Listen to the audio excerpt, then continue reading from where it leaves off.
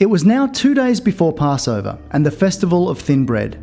The chief priests and the teachers of the law of Moses were planning how they could sneak around and have Jesus arrested and put to death. They were saying, "We must not do it during the festival because the people will riot."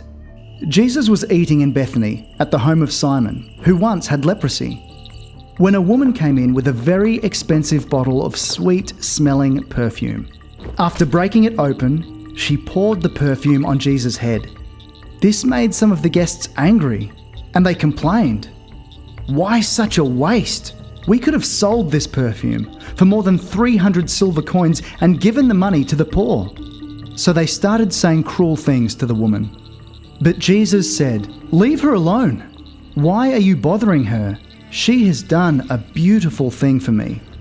You will always have the poor with you, and whenever you want to, you can give to them, but you won't always have me here with you. She has done all she could by pouring perfume on my body to prepare it for burial. You may be sure that wherever the good news is told all over the world, people will remember what she has done, and they will tell others." Judas Iscariot was one of the 12 disciples. He went to the chief priests and offered to help them arrest Jesus. They were glad to hear this, and they promised to pay him. So Judas started looking for a good chance to betray Jesus.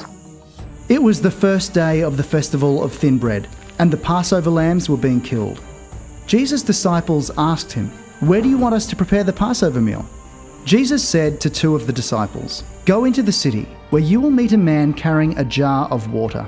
Follow him, and when he goes into a house, say to the owner, 'Our teacher wants to know if you have a room where he can eat the Passover meal with his disciples.'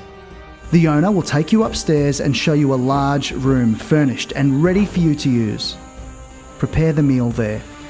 The 2 disciples went into the city and found everything just as Jesus had told them. So they prepared the Passover meal. While Jesus and the 12 disciples were eating together that evening, he said, "The one who will betray me is now eating with me." This made the disciples sad, and one after another they said to Jesus, "You surely don't mean me." He answered, "It is one of you 12 men who is eating from this dish with me. The Son of Man will die, just as the scriptures say, but it is going to be terrible for the one who betrays me." That man would be better off if he had never been born. During the meal, Jesus took some bread in his hands. He blessed the bread and broke it. Then he gave it to his disciples and said, "Take this, it is my body." Jesus picked up a cup of wine and gave thanks to God. He gave it to his disciples, and they all drank some. Then he said, "This is my blood, which is poured out for many people, and with it God makes his agreement. From now on, I will not drink any wine until I drink new wine in God's kingdom." Then they sang a hymn and went out to the Mount of Olives. Jesus said to his disciples, "All of you will reject me, as the scriptures say. I will strike down the shepherd, and the sheep will be scattered. But after I am raised to life, I will go ahead of you to Galilee." Peter spoke up, "Even if all the others reject you, I never will." Jesus replied, "This very night, before a rooster crows twice, you will say 3 times that you don't know me." But Peter was so sure of himself that he said, "Even if I have to die with you, I will never say that I don't know you."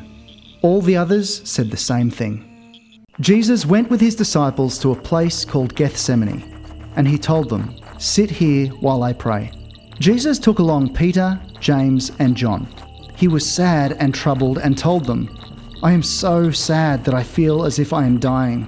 Stay here and keep awake with me." Jesus walked on a little way. Then he knelt down on the ground and prayed, "Father, if it is possible, don't let this happen to me. Father, you can do anything. Don't make me suffer by having me drink from this cup, but do what you want and not what I want." When Jesus came back and found the disciples sleeping, he said to Simon Peter, "Are you asleep? Can't you stay awake for just 1 hour? Stay awake and pray that you won't be tested. You want to do what is right, but you are weak." Jesus went back and prayed the same prayer. But when he returned to the disciples, he found them sleeping again. They simply could not keep their eyes open, and they did not know what to say. When Jesus returned to the disciples the third time, he said, "Are you still sleeping and resting? Enough of that! The time has come for the Son of Man to be handed over to sinners. Get up, let's go. The one who will betray me is already here." Jesus was still speaking when Judas the betrayer came up. He was one of the 12 disciples, and a mob of men armed with swords and clubs were with him. They had been sent by the chief priests, the nation's leaders, and the teachers of the law of Moses. Judas had told them ahead of time, "Arrest the man I greet with a kiss, tie him up tight, and lead him away." Judas walked right up to Jesus and said, "Teacher." Then Judas kissed him, and the men grabbed Jesus and arrested him. Someone standing there pulled out a sword. He struck the servant of the high priest and cut off his ear. Jesus said to the mob, "Why do you come with swords and clubs to arrest me like a criminal? Day after day I was with you and taught in the temple, and you didn't arrest me." But what the scriptures say must come true.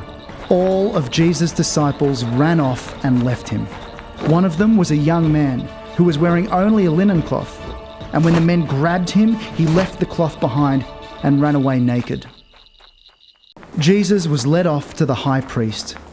Then the chief priests, the nation's leaders, and the teachers of the law of Moses all met together. Peter had followed at a distance, and when he reached the courtyard of the high priest's house, he sat down with the guards to warm himself beside a fire. The chief priests and the whole council tried to find someone to accuse Jesus of a crime so they could put him to death, but they could not find anyone to accuse him. Many people did tell lies against Jesus, but they did not agree on what they said. Finally, some men stood up and lied about him. They said, "We heard him say that he would tear down this temple that we built. He also claimed that in 3 days he would build another one without any help." But even then, they did not agree on what they said. The high priest stood up in the council and asked Jesus, "Why don't you say something in your own defense? Don't you hear the charges they are making against you?" But Jesus kept quiet and did not say a word.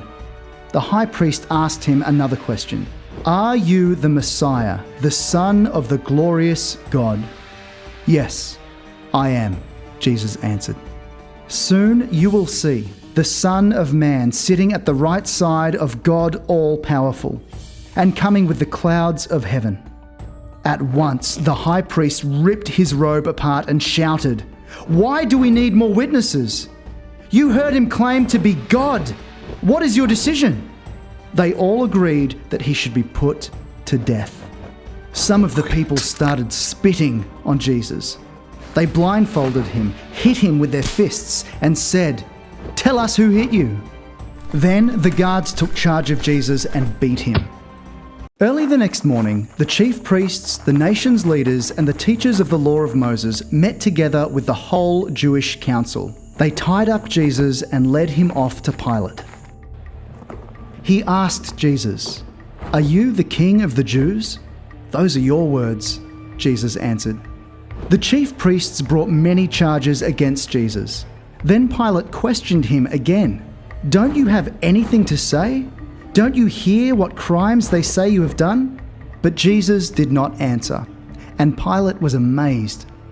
During Passover, Pilate always freed one prisoner chosen by the people. And at that time there was a prisoner named Barabbas. He and some others had been arrested for murder during a riot.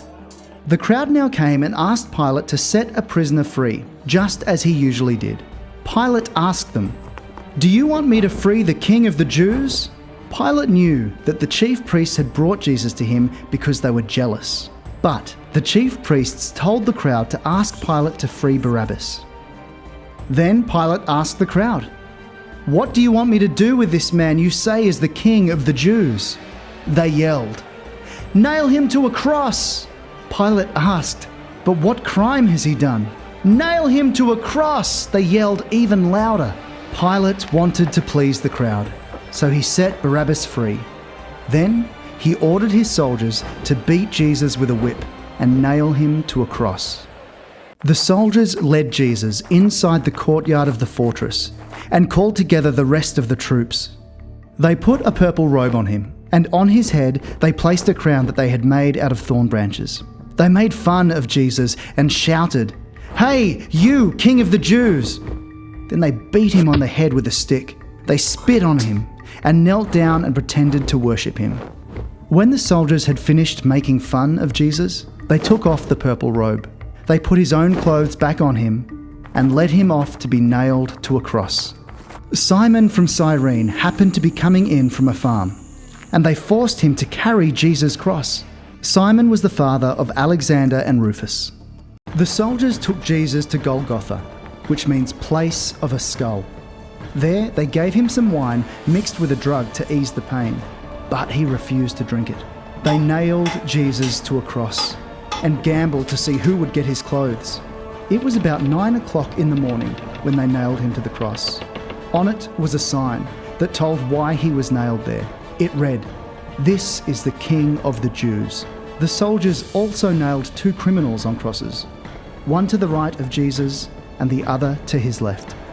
People who passed by said terrible things about Jesus. They shook their heads and shouted, "Ha! So you're the one who claimed you could tear down the temple and build it again in 3 days. Save yourself and come down from the cross." The chief priests and the teachers of the law of Moses also made fun of Jesus. They said to each other, "He saved others, but he can't save himself. If he is the Messiah, the King of Israel, let him come down from the cross. Then we will see and believe." The 2 criminals also said cruel things to Jesus.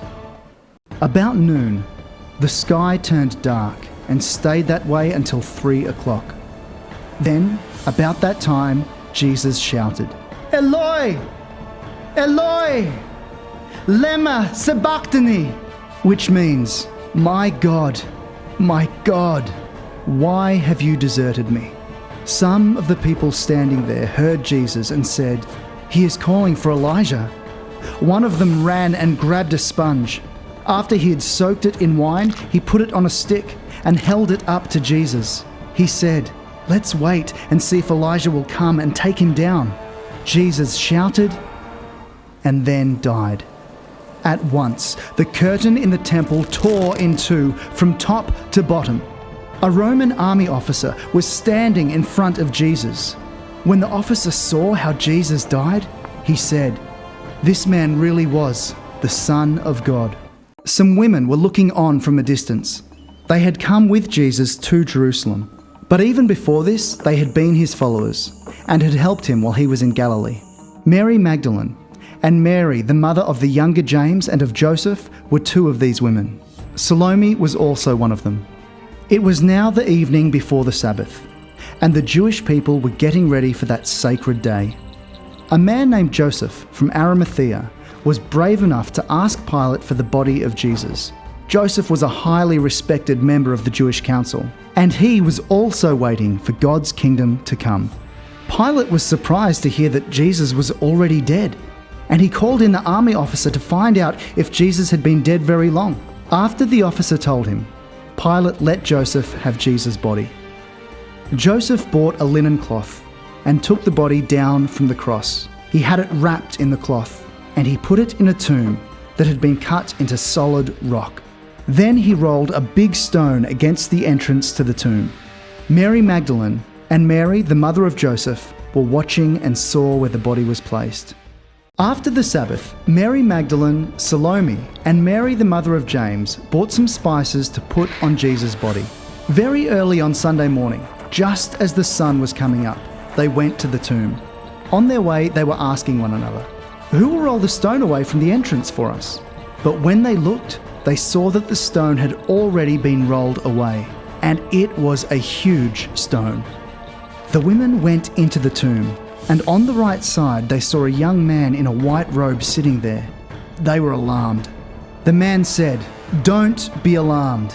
You are looking for Jesus from Nazareth, who was nailed to a cross. God has raised him to life, and he isn't here. You can see the place where they put his body. Now go and tell his disciples, and especially Peter, that he will go ahead of you to Galilee.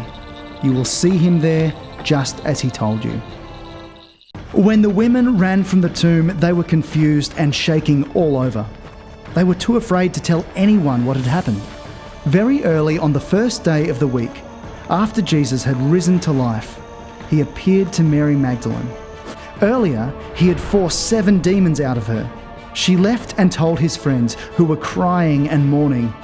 Even though they heard that Jesus was alive and that Mary had seen him, they would not believe it. Later, Jesus appeared in another form to 2 disciples as they were on their way out of the city. But when these disciples told what had happened, the others would not believe.